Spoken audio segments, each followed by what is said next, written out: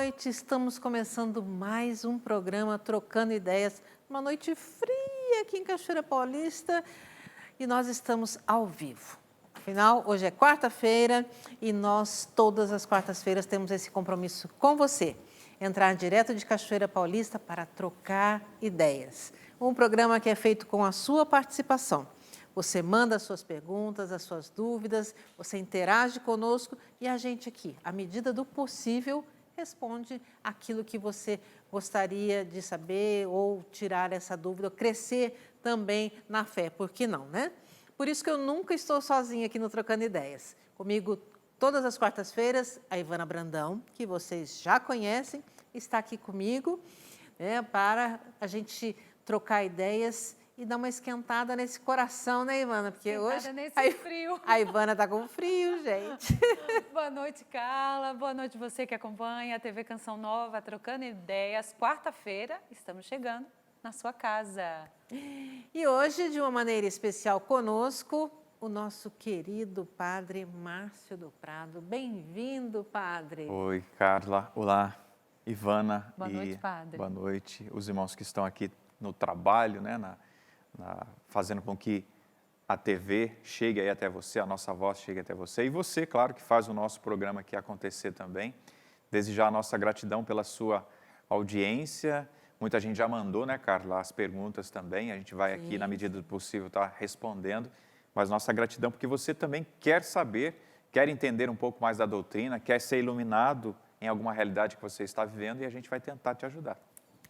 Que bom. Gente, o que me impressiona nesse Trocando Ideias é que quem está sempre aqui, no meio da Ivana, apesar que hoje eles trocaram de lugar aqui também, mas está bem no meio, o Padre Márcio, eles chegam tensos, eles ficam num pânico, porque todo mundo tem medo de vocês, gente.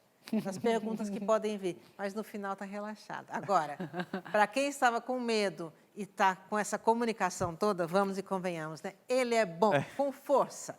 Então, Padre, vamos lá, né? Deixando de...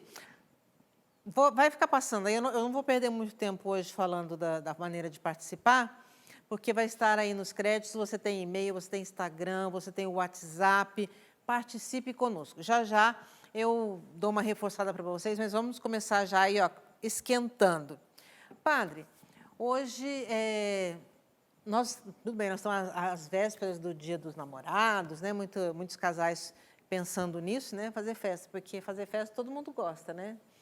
Mas se vai sair amanhã para discutir a relação, não quer. Mas, então, amanhã é Dia dos Namorados, depois tem Dia de Santo Antônio, tem toda essa tradição também que as pessoas têm. Mas o senhor, de uma maneira especial, eu quero falar de uma festa que é aqui na Canção Nova, o senhor foi um dos que mais, vamos dizer assim, vestiu a graça do Pai das Misericórdias, porque o senhor foi, na verdade, foi vice-reitor, né?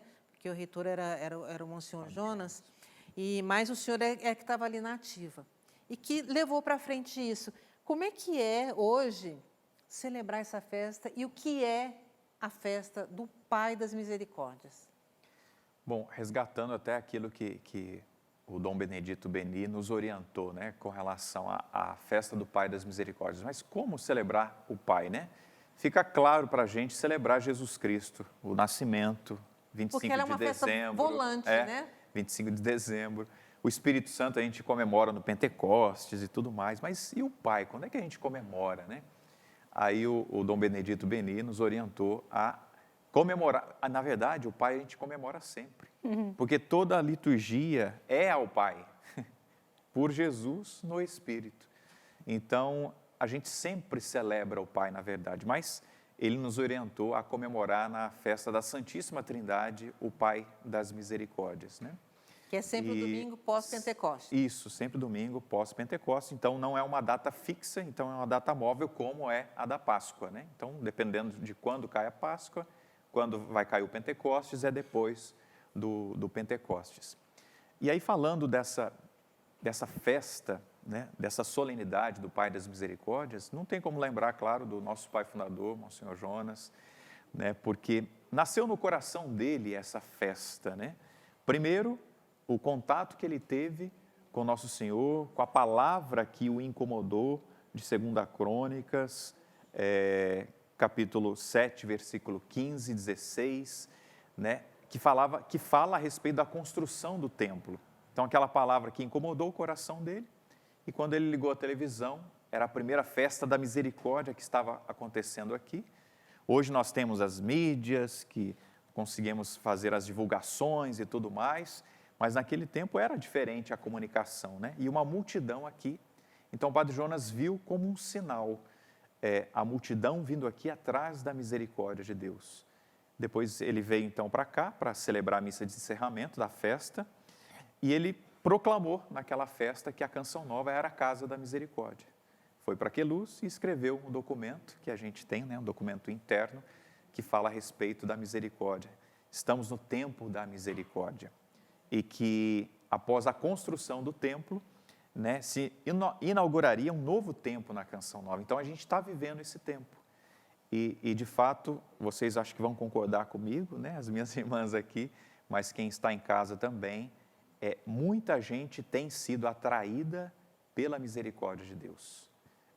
Sobretudo nos últimos eventos que nós temos tido aqui, não é?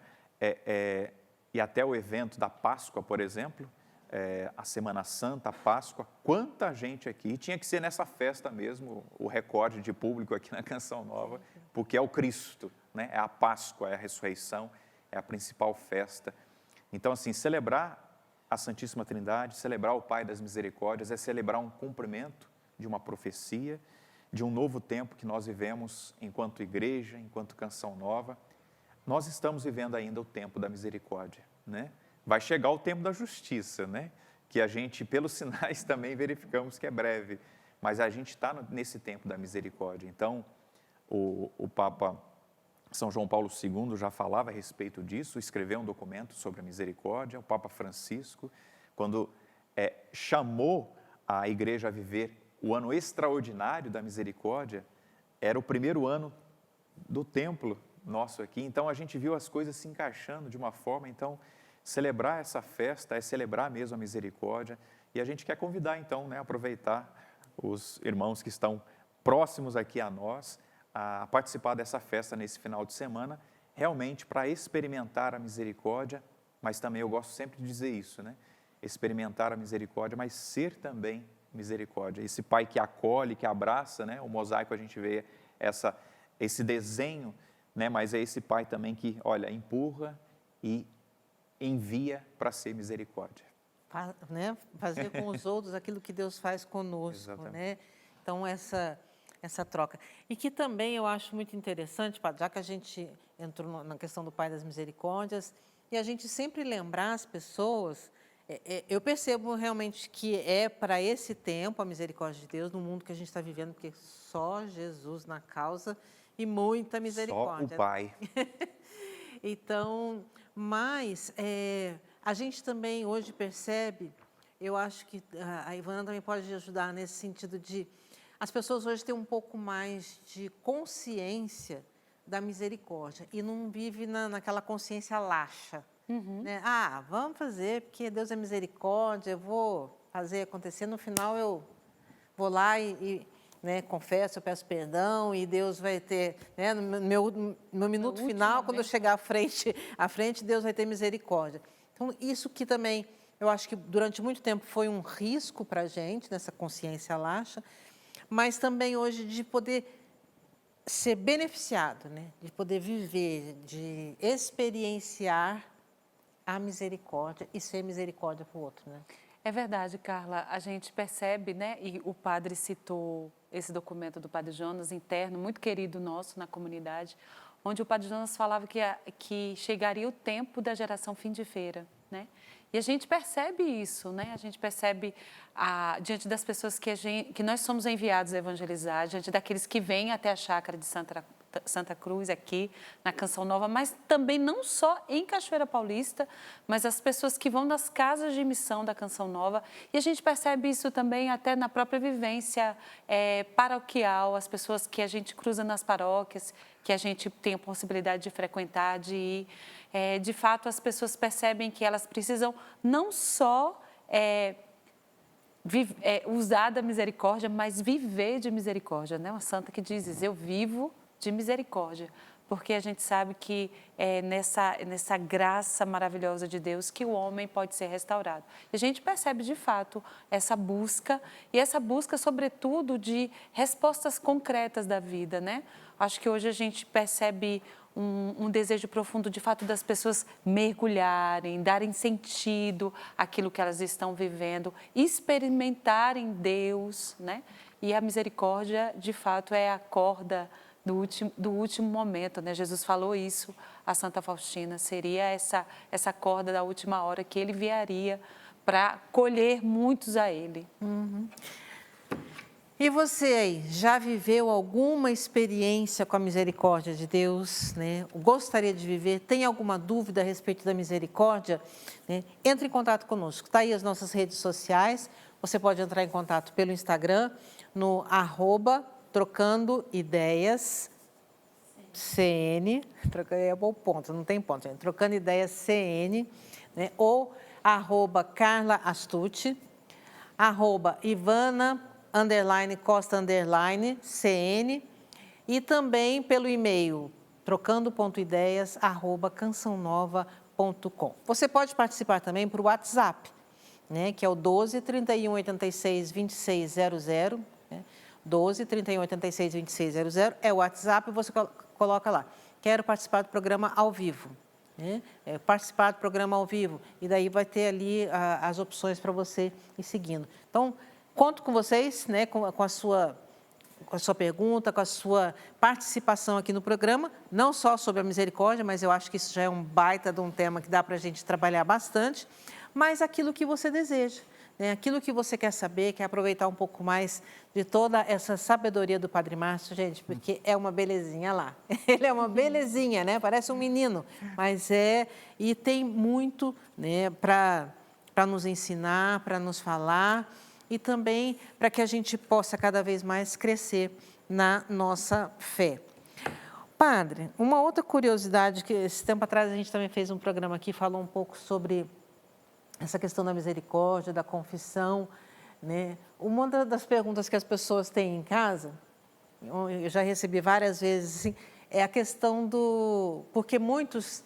Hoje eu tinha até aqui uma no Instagram, que não acho aqui agora. Mas a pessoa diz assim, eu fiz muitas coisas erradas, né? E eu sei que fiz, eu gostaria de comungar, mas aí eu tenho que confessar e eu tenho vergonha de confessar. E aí a gente tem sempre aquela conversa, né? A gente não tem vergonha de pecar, mas de confessar a gente tem, né? Por que essa vergonha? Será que as pessoas têm medo do que o padre vai pensar delas? Como é que é um padre... Agora vamos ver o outro lado, um padre no confessionário, né? Porque eu fico imaginando, vocês ficam o dia inteiro, às vezes, no confessionário, né? Porque, padre não trabalha, não vai ficar ouvindo confissão o dia inteiro para ver o que é, né? Como é que faz esse detox depois, né, padre? Porque são muitas coisas e você sai na rua e fala assim, olha a Carla ali, hein? Né? Não é, então, mas como é que vocês conseguem administrar? É uma graça realmente que a gente recebe na ordenação, é uma graça que a gente vai aprendendo no tempo de seminário, né? Porque a gente vai visualizando, né, no tempo de seminário, tempo de filosofia, teologia, tempo de preparação. Aqui, por exemplo, né, no meu tempo de filosofia, a gente também atendia nas tendas aqui de oração, né? Os seminaristas tinham esse trabalho aqui, também ainda tem no tempo de hoje, os missionários atendem ali. Então, a gente escutava tantas coisas ali que eram matérias de confissão. Então, a gente já foi treinado ali nesses atendimentos, né?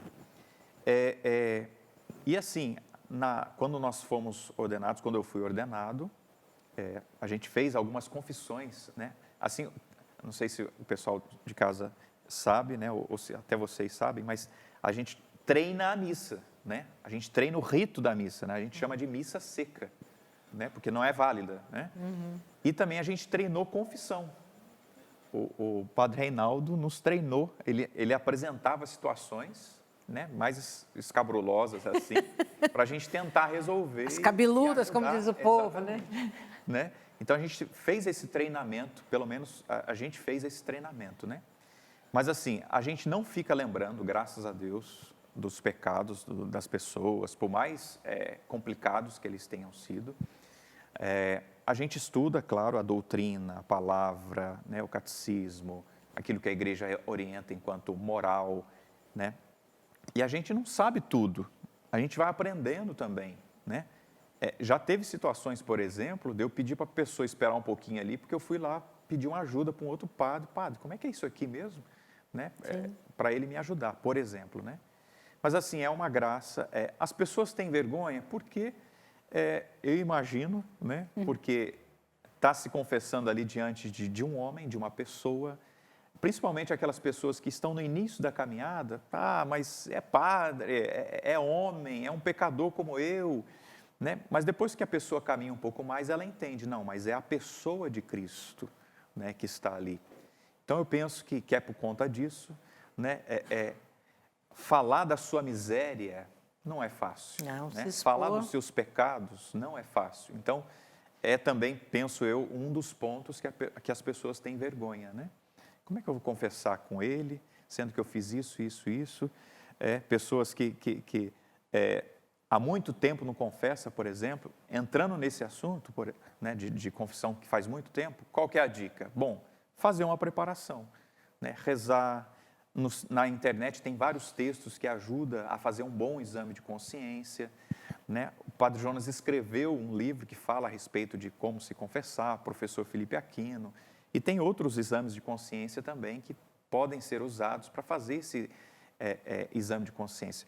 E assim, a minha dica é que você anote, né? Anota os pecados, porque muita gente fala assim, deu branco, dá um branco quando eu chego lá, porque eu fico nervoso, isso e aquilo, então anota, né? Não tem problema objetivo, nenhum. né? Anota o pecado, né? Agora, o que a gente sempre pede quando vem aqui, né? No confessionário em Cachoeira Paulista, né? Aqui na Canção Nova em Cachoeira Paulista. A objetividade, né? Na confissão, né? Sobretudo nos grandes acampamentos, não dá para a gente ficar ali trocando ideias. E nem justificando, né? né? Porque a gente vai justificar, mas eu fiz porque... Não, Mas a dica objetivo, né? Parar, rezar, anota os pecados, sobretudo os mais graves, né? Mas quais são os mais graves? Leia o Catecismo da Igreja Católica, os 10 Mandamentos, se baseia nesses pontos para poder fazer uma boa confissão. Que bom. Obrigada, padre. Ivana, você tem vergonha de confessar?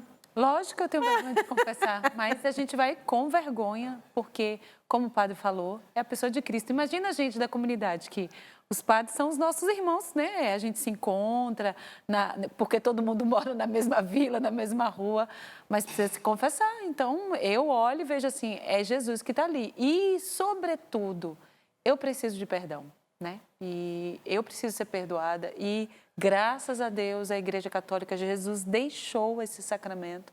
É um sacramento de cura e eu vejo o sacramento da confissão como esse lugar onde eu vou falar meus pecados, mas, sobretudo, como um sacramento de cura fenomenal e de força. E é uma graça mesmo. E eu já vivi momentos assim muito fortes vivendo este sacramento, porque, de fato... se Jesus inventou a Eucaristia, o sacramento da confissão é fantástico também.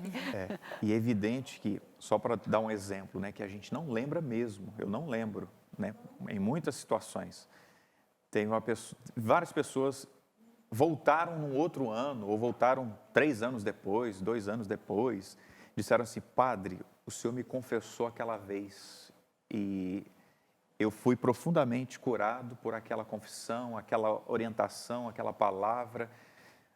Aí eu falei, eu não lembro, mas se você está falando, maravilha que valeu a confissão, claro.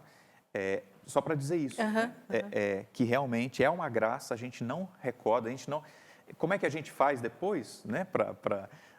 Que a gente sai do confessionário, fica olhando para as pessoas? Não.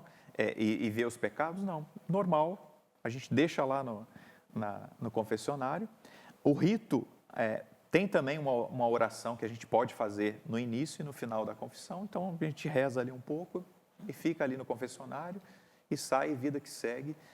Ou então a gente sai mais compadecido, a gente sai em oração, lembrando de uma situação ou de outra, pedindo a misericórdia de Deus para aquele penitente. a gente, graças a Deus, não fica doido de tanto ouvir confissão, não. Que bom, né? Mas eu vejo que é isso mesmo que você falou, é uma graça, né? Isso é sobrenatural, não é uma coisa assim Eu acredito que vocês fazem essa experiência também quando atendem, né? Sim, sim. Sim. Que muitas coisas acabam sendo de confissão, né? Sim. Então, é uma graça, realmente, principalmente que de Nosso Senhor como a gente trata com casais, dá. é o sagrado de cada um, né? E a gente tem que cuidar disso. Gente, vocês acreditam que já está na hora do intervalo? É sério? Oh, Jesus, vamos lá, né? O programa voa, mas nós vamos para o intervalo, é rapidinho, é o tempo da gente tomar uma água, engolir essa saliva aqui, a gente já volta com mais Trocando Ideias. Estamos de volta aqui no programa Trocando Ideias, hoje com a presença do Padre Márcio do Prado, que já falou um pouquinho sobre o Pai das Misericórdias, então eu lembro você, este final de semana, quem estiver vendo o programa na reprise do domingo, perdeu. Mas este final de semana, aqui em Cachoeira Paulista, nós teremos a festa do Pai das Misericórdias, que é a festa da Santíssima Trindade, mas nós teremos uma programação especial, toda ali no santuário também, uma espécie de acampamento, mas voltado para o Pai das Misericórdias, com a espiritualidade do Pai das também, Misericórdias Carlos. e a quermesse. Quermesse. Então, teremos ali as barraquinhas, né, nessa época de festa junina. Falei, hoje com esse friozinho, gente, eu estou desde tarde querendo uma canjica quentinha, até agora não apareceu, né? Mas vamos ver se aparece. Até o final de semana a gente vai comer uma canjica quentinha, um arroz doce. O nordestino vai falar que é um mungunzá, né? Mungunzá, uma canjica. Então, mas nós vamos comer canjica, né? Ah, canjiquinha com a costelinha também, assim vai, né? Mas eu já sou adepta já. Já? Que coisa boa. Então, venha participar conosco aqui na Canção Nova neste final de semana da festa do Pai das Misericórdias. Nós estávamos no bloco passado, falamos um pouco também, por falar da misericórdia, falamos de confissão, fomos para o intervalo. Eu só quero chamar uma pergunta que está aqui no Plasma, para a gente continuar nesse assunto, depois a gente dá um giro.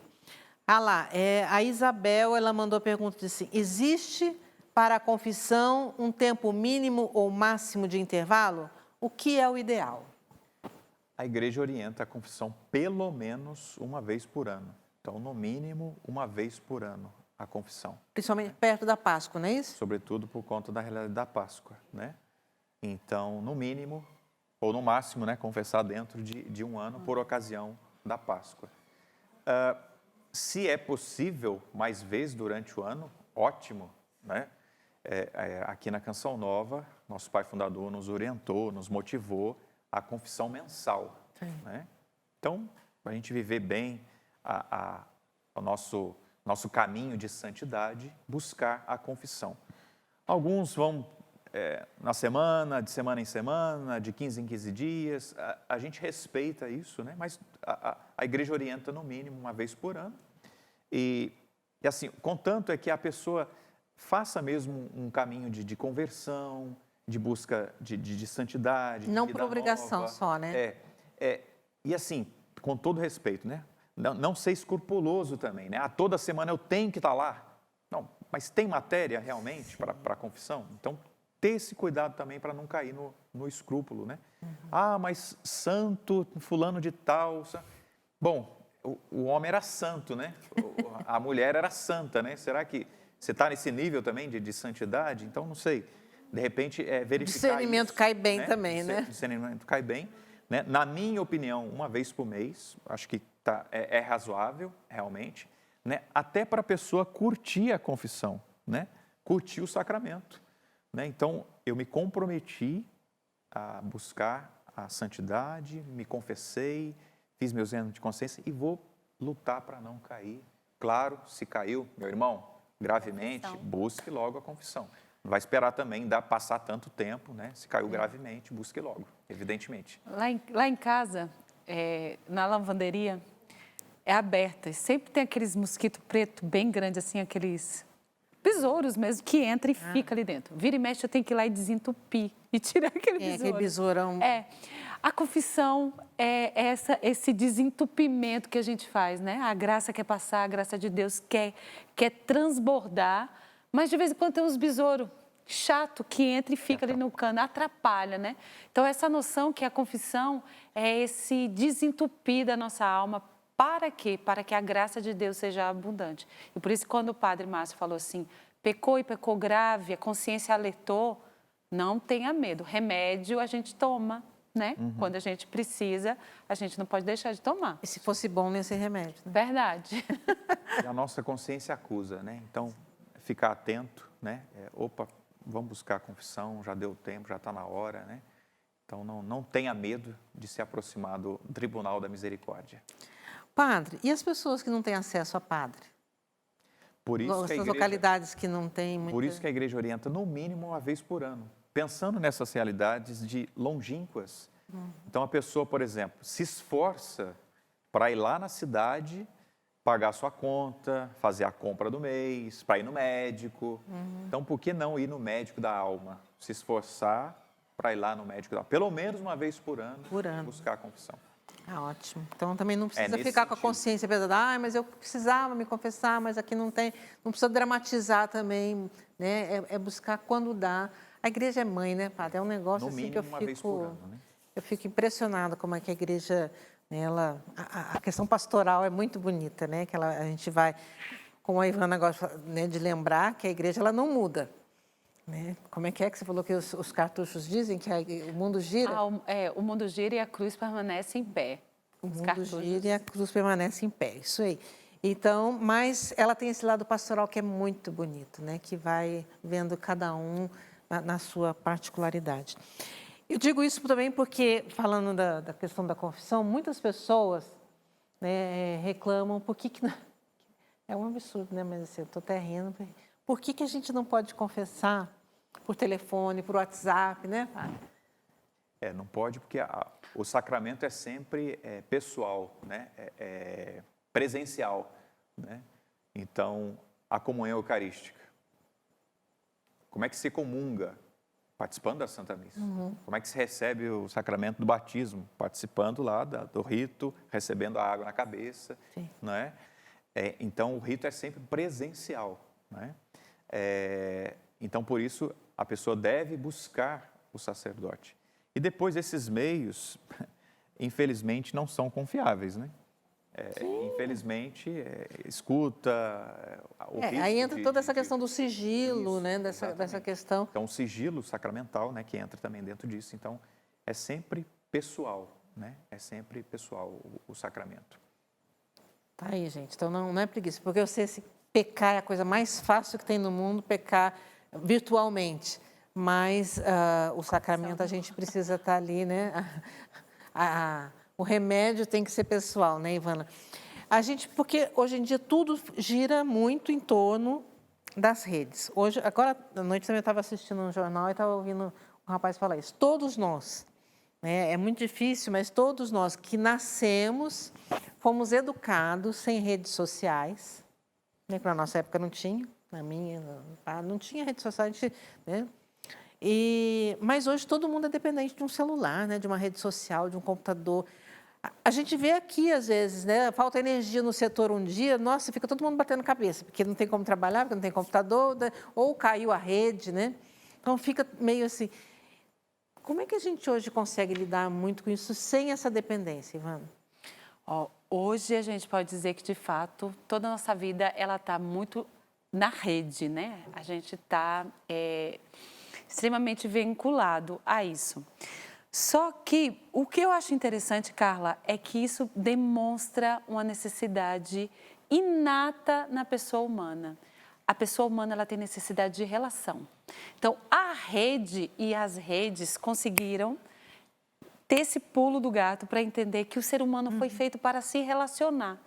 E quando a gente, muitas vezes, não quer enfrentar a relação tu a tu, né? Porque o Padre Márcio tem carinha boa, assim, mas vai comer um quilo de sal com o Padre Márcio. Vai trabalhar com o Padre Márcio, né? Vai trabalhar com a Carla, vai trabalhar comigo. Shalom é bonzinho. Não, comigo eu sou difícil mesmo. Né? O Padre Márcio é bonzinho. A gente hoje vive um momento onde a gente evita entrar em relação ao vivo, né? A gente foi deseducado mesmo nas formas de relação. Hoje mesmo eu estava lendo um livro, estou lendo um livro muito bom, que é Conversas Difíceis. E é impressionante como a gente não aprende o beabá. E isso se passa na família. É na família que a gente aprende as boas conversas, a ter conversas difíceis, a entender como a gente tem que se expressar, falar. Então, as redes sociais conseguiram entender isso. E outra coisa, as redes sociais, elas usam mecanismos da psicologia, entende? Que fazem a gente aderir profundamente. Quais são esses mecanismos? Um mecanismo que a gente espera, que é aquela, né, a dopamina que vem de uma curtida. Quem não gosta de uma curtida, a gente fica ali esperando a curtida. Também a rede social entendeu que você tem assuntos que te interessam, assuntos afins, assuntos e te coloca, né? Algoritmo, e coloca você naquela bolha, né? Aí a gente vai vivendo ali no eterno feed que vai passando, e a gente vai entrando ali nesse mundo. A gente tem os famosos, né? O nome é jogos, que é interessante. Me veio quando eu estudava sobre isso. Tem um aplicativo de aprender línguas que é game total. E ali a gente vai, né? Minha filha usa esse aplicativo, eu até usei um tempo. E ali você quer subir de nível, você quer passar, e se você não fizer a aula, você anda para trás. E quem quer andar para trás, né? E nisso a gente Quer vai... ficar em primeiro no ranking? Lógico, né, padre? E nisso a gente vai gerando, de fato, uma dependência. Mas o mais perigoso não é estar na rede, porque tem coisa boa, tem coisa interessante. Eu lembro quando São João Paulo II falava que é o novo fórum, né? Antigamente se evangelizava nos fóruns das cidades, né? Das cidades romanas da época. Então, a internet é um novo fórum e a gente precisa estar, né? E Paulo VI, na encíclica Evangelho Anunciante, fala: a igreja seria devedora diante de Deus se ela não tivesse aí para evangelizar. Mas, ao mesmo tempo, o que cura a gente disso aqui é relações verdadeiras. Depois, o que é bom, e a gente precisa, Deus criou a dopamina, gente. A dopamina em si, ela não é ruim, não. Ela é o hormônio do prazer, né? Ela é o hormônio da recompensa. Então, uma boa recompensa. Eu amo, Cachoeira Paulista é linda. Passar um tempo contemplando aquela Serra da Mantiqueira, aquilo ali é fantástico. O pôr do sol, não sei o que acontece, o pôr do sol, o nascer do sol, é lindíssimo. Então, um bom livro, né? Quem gosta de ler, se aplica a ler. Eu gosto de ler muito, de vez em quando eu falo assim, não, chega de livro de formação, agora eu quero ler um livro, uma história, um conto, né? Que faz a gente viajar um pouco. Tem coisas boas, né? E, sobretudo, a rede não pode deixar a gente deixar de ter relações verdadeiras, o tu-a-tu, mesmo sendo difíceis. Isso é muito interessante e a gente precisa... Eu acho que é por limites, né? A gente mesmo se policiar, ter uma rotina de falar assim, não, de tanta... Jejum de dopamina. Não vou entrar no celular, não vou olhar, não, né? Porque aí, às vezes, Ter horário. Ter horário. É ótimo. Não é? Porque verdade. aí, eu às vezes, né, de vez em quando, quaresma, geralmente eu faço muito isso. Eu faço, né, algumas penitências a nível de redes e de celular mesmo. E de rede, eu digo até de WhatsApp. Às vezes, nossa, mas estou tentando falar com você. Essa hora eu não mexo, não adianta. Os médicos, Carla, já estão entrando no consenso que nada de telas 1 hora antes de dormir. Sim. Então, 1 hora antes de dormir. E isso é virtuoso. Você dizer assim, não, vou dormir às 10, às 9, acabou, né? E aí eu acho tão engraçado que entra aquilo que o Padre Jonas falava. Quer fazer uma coisa boa, uma boa dopamina? Vai fazer seu estudo bíblico antes de dormir, né? Sem estudo, não tem cama, não tem sono. Uhum. E muitas vezes, quando a gente está fazendo estudo, é que o sono chega, né? Então, assim, tá ali... Quando está fazendo estudo, quando está rezando terço. É verdade, mas está ali fazendo uma coisa diferente, porque é muito fácil a gente estar na rede social. E eu escutei também de um sacerdote, dando dicas, assim, ele já era mais velho que eu, é mais velho que eu no sacerdócio. Ele disse assim, olha, é sempre dormir com a palavra de Deus na cabeça. Então, e é claro, não é à toa que nós, sacerdotes, consagrados, né, religiosos, rezamos as completas no final do dia, né? Então, dormir sempre com a palavra de Deus ajuda também. E as completas são tão curtinhas, né? E é tão bonita, Então, é uma oração tão gostosa. aquele canto de Simeão, deixar Senhor vosso servo ir em paz. É maravilhoso, né? Então, mas realmente são hábitos que a gente vai criando e que fazem bem, né? Não só para a nossa saúde física, mas principalmente... Porque depois as pessoas ficam assim, não consigo dormir, aí dá-lhe remédio para dormir, né? Mas tá aí, gente, vamos dormir com a palavra de Deus. Como diria o Padre Léo, não é deitar em cima da Bíblia, não. Sim. Padre, acho que tem uma perguntinha ali para o senhor. Vamos ver. Ah? É outro. Tive um relacionamento com um cara casado que mentiu para mim. A dúvida é, eu deveria procurar a esposa dele para pedir desculpas por ter me envolvido com ele? Ou é melhor deixar isso quieto, já que tudo isso já acabou há 4 ou 5 anos? Minha santa, deixa quieto. Né?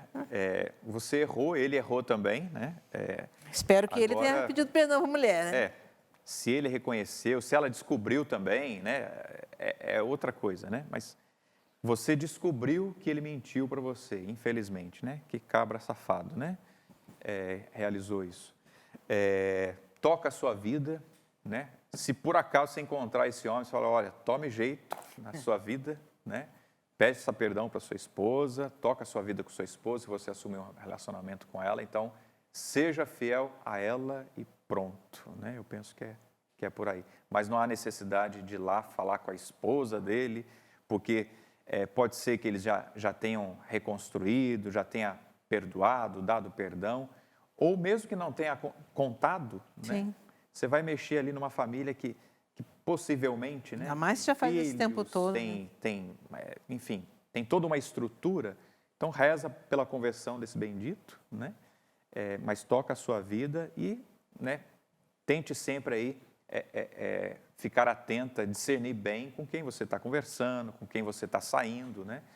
Conhecer bem a pessoa para não, infelizmente, eu queria cair também nisso. falar um pouquinho, desculpa, padre, porque ela fala, ele mentiu para mim, né? A gente sabe que muitas vezes quando a gente quer colocar as coisas a limpo assim, muitas vezes essa motivação, né? A motivação ainda é uma mágoa porque ele mentiu para você e você gostaria de se vingar procurando a esposa para contar, né?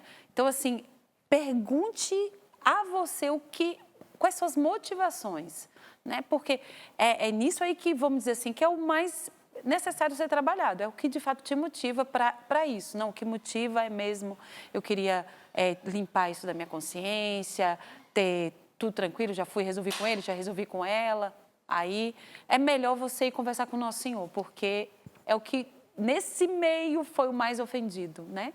E ali colocar a sua vida, colocar a vida desse senhor, a vida dessa senhora também, e tocar a vida para frente. Aquele ditado famoso, águas passadas não movem moinhos. E uma outra coisa que você falou a respeito, principalmente do sacramento da confissão, né? É um sacramento de cura. Porque ali ela fala tudo isso de procurar, mas não fala se ela foi confessar o pecado. Tudo bem que ele mentiu, mas hoje ela tem consciência, ela pecou. Então, disso também, porque às vezes, se ela não foi, precisa ir para viver essa experiência da cura e também, uma vez curada, é ela e Deus, né? E isso que o padre falou, não precisa ir saber se ele foi, se não sei o que, tem que resolver o seu problema, né? Porque isso são coisas muito pessoais, né? É cada um no seu. Então, e poder viver essa experiência da cura nesse sentido também, né? Então, são várias... A grande reconciliação, né, cara? Sim, sim. Que é a reconciliação, que é a reconciliação com Deus, né? Ah lá, padre, gostaria de saber do padre se é certo padres acumularem bens. O senhor tem bens? Tem alguns bens, né? Alguns bens materiais, alguns bens espirituais, mas nós somos chamados a viver a pobreza, né? Enquanto sacerdotes da Canção Nova. Claro, a gente tem alguma coisinha ali, mas a gente, graças a Deus, né? A gente não se enrica, não, né? Nem pode, não pode. Agora, é bom a gente fazer aqui uma diferenciação, Ana Rosa, né? Há padres, não sei se você vai entender isso, né? Mas há padres diocesanos, chamados padres seculares, né? Padres diocesanos, e padres religiosos ou das novas comunidades, como nós padres da Canção Nova. Então, normalmente, os padres religiosos, os padres das novas comunidades, fazem, no caso dos religiosos, fazem o voto de pobreza. No nosso caso, a gente faz o compromisso de pobreza, de viver a pobreza. Então, de não ter bens e de não acumular bens. Ou o que tem é ali para o sustento, para ir e vir, por exemplo, um veículo, né, um carro. Então, é nesse sentido. Agora, já o padre, por exemplo, diocesano, secular, ele pode ter bens, né? Agora, tanto o padre religioso quanto o padre secular, ele é chamado a ser desapegado dos bens, né? Então, pode ter? Pode, mas tem que ser desapegado. É claro, talvez você possa olhar para padre fulano, padre ciclano e tudo mais, mas verificar o seguinte, bom, mas quem está atrás dele? Não tem uma família, talvez, que ele sustente? Quem vai sustentá-lo depois, no final, quando ele for velhinho? Se ele é um padre, por exemplo, diocesano, né? Então, tem realidades em que o padre ele é desprovido mesmo, né? de um cuidado futuro. Então, ele acaba fazendo esse tipo, né? Acumulando alguns bens. Como uma previdência privada. Como uma previdência, né? Ou esse padre também assiste uma obra, tem um instituto, quem sabe que ele sustenta, então por isso ele tem bens, né? Fato é, seja padre ou seja qualquer outra pessoa, acumular bens não é para ninguém, na verdade, sim, né? Sim. Nós somos chamados a sermos administradores dos bens. Então, que os padres, que os leigos, que todos nós sejamos administradores dos bens que são dons de Deus, sim, que nós adquirimos. E o Padre Jonas sempre dizia isso para a gente tem que aprender a viver na riqueza e na pobreza, né? Então, o fato de não ter esse apego e de ostentar, né? Porque eu acho que o que é mais feio ainda é a ostentação, que realmente é independente de ser padre, de ser leigo, né? Nós missionários, né? Os consagrados, se é uma freira, porque a gente me fala muito de padre, mas se são irmãs, não interessa. Né? Isso sim, é a gente não ter esse apego e viver nessa disponibilidade, né? De hoje ter, amanhã não ter, ou continuar tendo, e a gente lembrar que a nossa maior riqueza é Ele, né? É o Senhor. De novo, já estamos na hora do intervalo, padre. Olha aí, como é que pode? Nós vamos para o intervalo mais uma vez, nosso último intervalo, e voltamos para o último bloco, que hoje o negócio aqui está fervendo, hein, gente? Graças a Deus, é rapidinho, a gente já volta. O intervalo também é rápido aqui, gente. O programa mas o intervalo também é. Estamos de volta aqui no programa Trocando Ideias. Já temos uma outra pergunta ali, padre, olha. É de Salvador, na Bahia. Por que não podemos passar na frente do Santíssimo quando ele está exposto? Não é que não pode passar, pode passar com respeito, né? Fazendo a genuflexão, a reverência. Não pode passar no sentido assim, bom, as pessoas estão adorando ali Nosso Senhor, então as pessoas querem ver Nosso Senhor, então se você tem que passar, aí dá a volta então, né? Não é que não pode, até pode, mas pense, você vai talvez atrapalhar. Vai chamar mais atenção vai chamar do que Jesus, atenção, né? Você quer chamar atenção? Não, deixa Jesus chamar atenção. Então, se tiver que passar, passe com todo respeito, com reverência, sem chamar atenção, sem ser espalhafatoso, né? O ideal é, claro, dar a volta e não passe em frente, né? Não é que não pode, pode, desde que faça com respeito.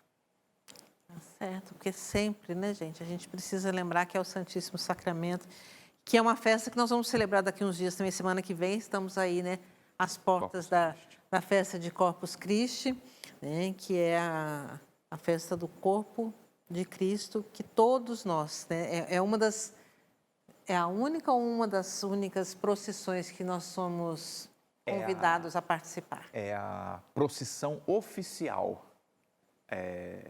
do Santíssimo, é essa do Corpus Christi. Da quinta-feira. É claro que a gente, enquanto Renovação Carismática, Canção Nova, né, a gente costuma também fazer o passeio do Santíssimo em outros momentos, né?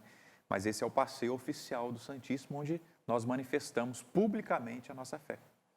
Então, é uma festa. Todo católico deve participar sim, da procissão sim. de Corpus Isso. Christi. Né? Vai à missa A procissão não é obrigatório participar, é participar da Santa Missa. Mas todas as Sendo- paróquias já têm, né? Procissão Geralmente nesse tem, dia, isso. porque é a festa. Tem várias missas durante o dia, e, por exemplo, tem uma que é a da procissão, que é a principal. Então, Faz os pode tapetes, participar essa coisa daquela toda, aham. ou participa de uma outra Santa Missa. Ok, padre. Tem mais lá? Fernando Santana. Gostaria de saber se após o Santíssimo ser exposto por um ministro extraordinário, o ministro pode consumir a hóstia consagrada ou obrigatoriamente deve levá-la para um local consacrário. Ô, Fernando, normalmente, né, então, o ministro, ele recebe essa incumbência, né, essa possibilidade, o padre autoriza, né, o seu pároco autoriza para a exposição. E é claro que o ministro extraordinário não dá a bênção com o Santíssimo, é só o ministro ordenado que dá a bênção com o Santíssimo, então é o bispo, o padre ou o diácono, né? Aí talvez seja uma situação muito peculiar ali que você está apresentando, né? Se, por exemplo, está num retiro, eu estou entendendo que é isso, né? É um retiro e foi a última situação que ocorreu no retiro e não tem um local para reserva eucarística. Aí o ministro consome a Eucaristia. Agora, se tem um local, aí você colocou Uma ali também, capela, né? não Tem um sacrário, então o ministro expôs, foi feito o momento de adoração, retorna e coloca no sacrário o Santíssimo. Ô padre, o combinado não é caro, né? Então eu imagino que isso aí combinado com o pároco, Sim, né?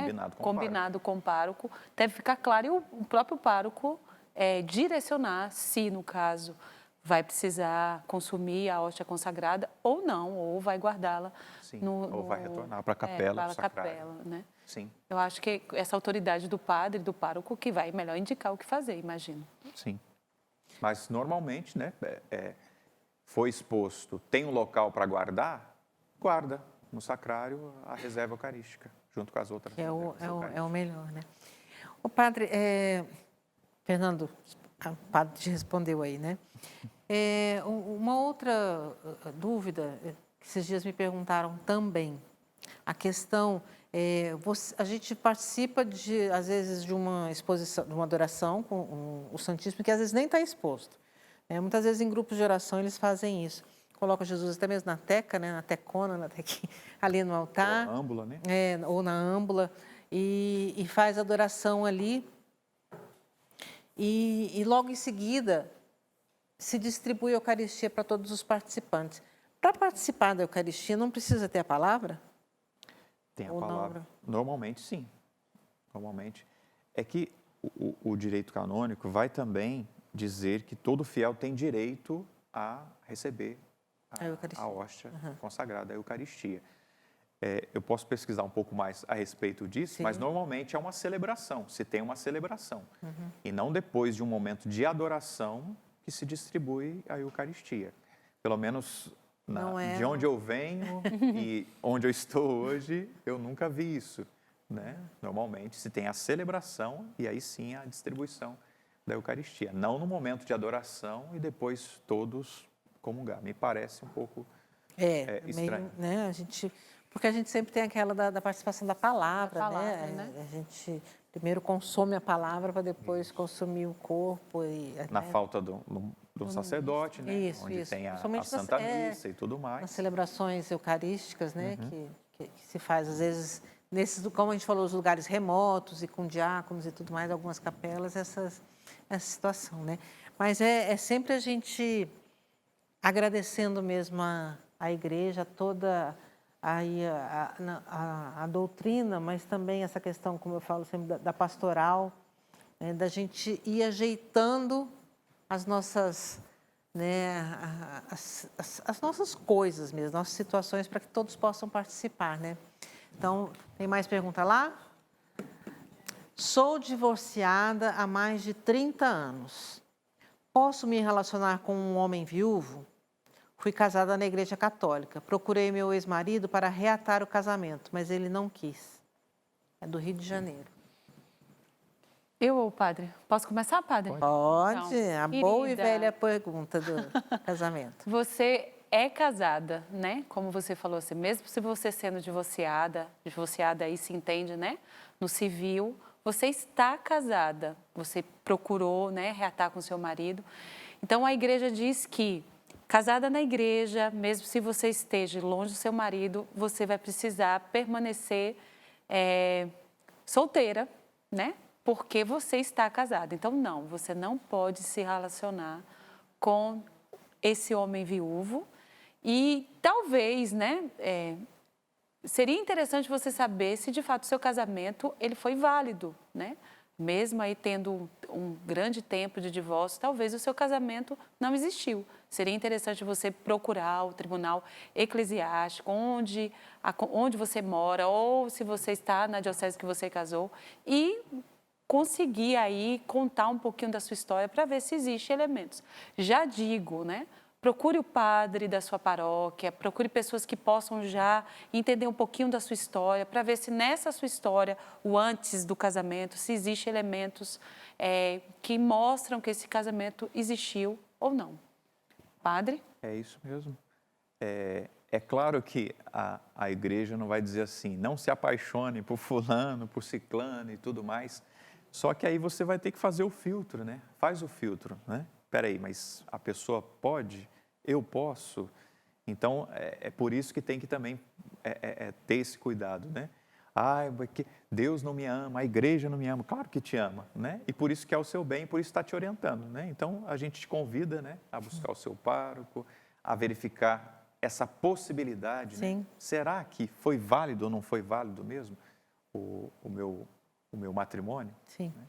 Porque ali ela coloca até uma coisa interessante, o rapaz é viúvo, né? Então ele pode se relacionar, Ele né? pode, é verdade. Porque a gente volta naquilo da fórmula ali, né? Do sacramento do matrimônio, é até que a morte nos separe. Então, se ele existiu, é até que a morte nos separe, né? Se o casamento foi válido, né? Se existiu, então, ou você, ou quando o seu ex-marido morrer, aí você está ali. A não ser que você procure. O seu pároco vai te direcionar ao tribunal e ver quem que pode te ouvir, te orientar. Mas é uma pergunta que é recorrente, mas é sempre bom a gente lembrar e ficar batendo nessa tecla, porque são muitas as pessoas que sofrem nesse sentido, né? Padre, nosso programa terminou. Tem outra lá? As perguntas que ficaram serão respondidas no próximo programa, tá, gente? Muito obrigada pela interação de todos aí, todos que mandaram perguntas. E quero agradecer ao padre, a Ivana, por mais esse programa aqui que sempre é uma alegria poder fazer e a gente se abastecer e aprender sempre mais. Esse final de semana, vivendo a festa do Pai das Misericórdias juntos, e a gente se encontra na próxima semana com a graça de Deus. Quarta-feira, 22 horas, ao vivo, aqui em Cachoeira Paulista.